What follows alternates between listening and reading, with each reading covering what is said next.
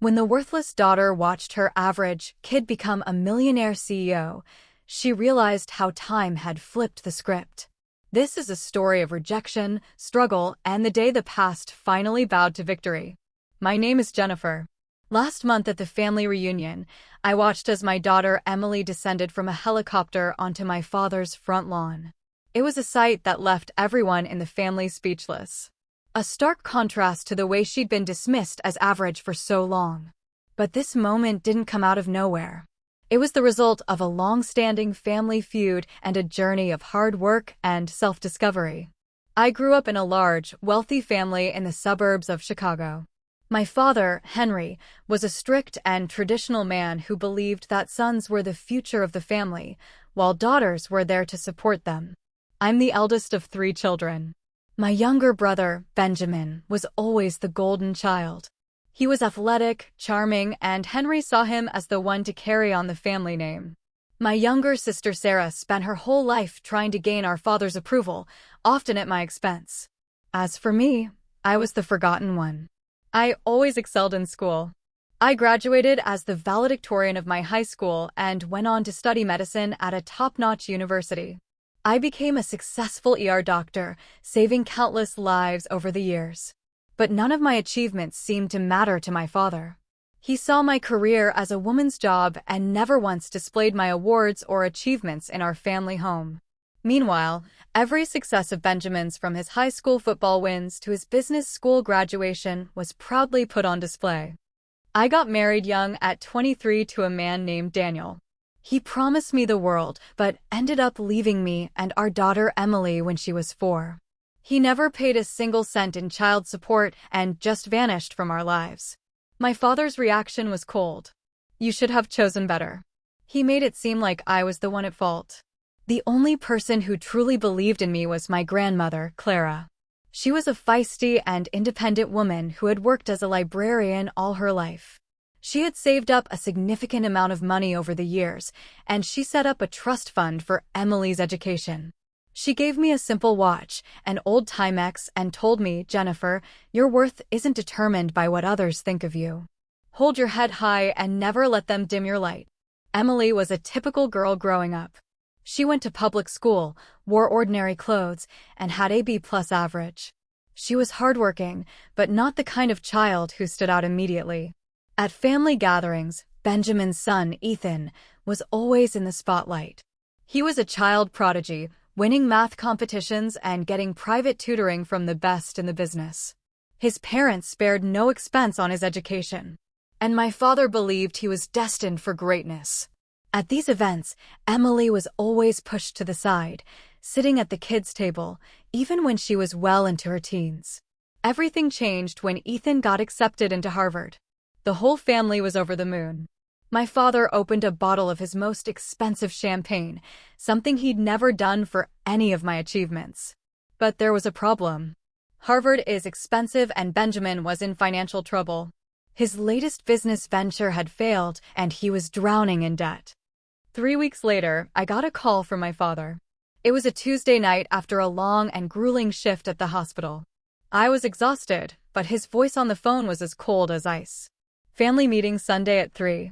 Don't be late," he said, and hung up without giving any explanation. That night, I couldn't sleep. I opened an old fireproof box in my closet and found my grandmother's will, which I hadn't looked at in years. It contained the trust fund she'd set aside for Emily. On Sunday, I drove Emily to my father's house. She was nervous, but tried to be brave. When we arrived, everyone was there.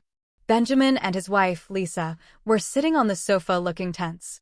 Ethan was standing by the fireplace wearing a Harvard sweatshirt. Sarah and her husband, Mark, were sitting on the love seat, and Sarah gave me a smug look. My father launched into a speech about family legacy and how Ethan represented the future of the family. Then he got to the point. "Jennifer, I know you have money set aside for Emily's education. I need you to give it to Ethan to pay for his first year at Harvard. Emily can go to community college." I was shocked. "Dad, that money belongs to Emily," I said. But he wouldn't listen. "Emily is average. She'll do fine at community college. Ethan is a genius. He's going to make a name for our family," he argued. Sarah laughed and said, "Jennifer, be realistic. Your daughter is never going to amount to anything. She'll end up like you, working herself to the bone and getting nothing in return." Emily's eyes welled up with tears, and I felt a surge of anger. I tried to defend her, but Sarah stepped forward and spat in my face. The room went silent. My father just sat there watching, saying nothing. That was the moment I snapped. I reached into my purse, pulled out a handkerchief, and wiped the spit off my face. Then I stood up and said, "This money is in a trust set up by my grandmother for Emily. I have no control over it.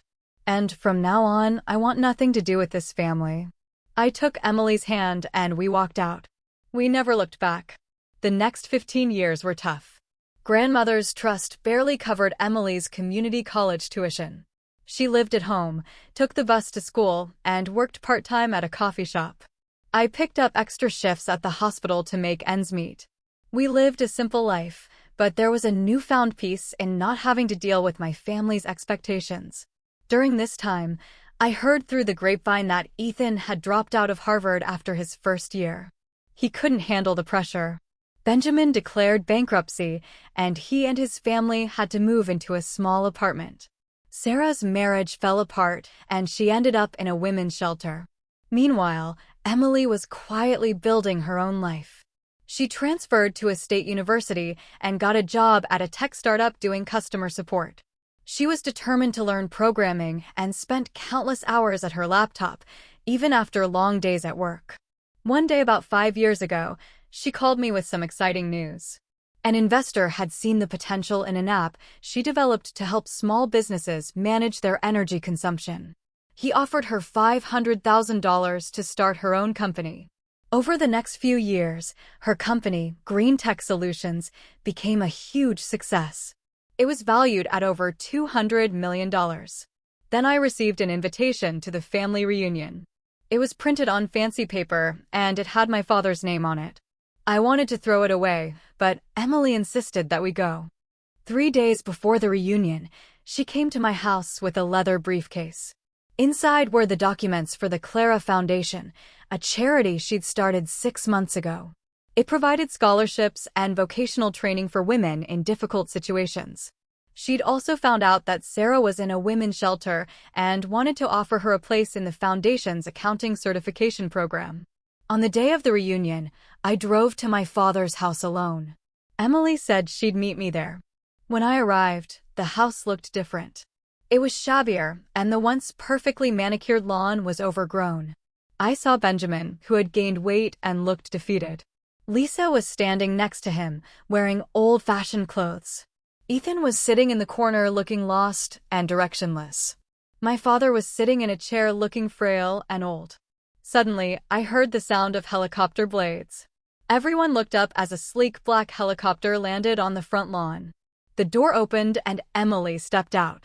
She was wearing a sharp business suit and looked confident and successful. She walked towards my father and said, "Grandfather, I'm not here to reconcile.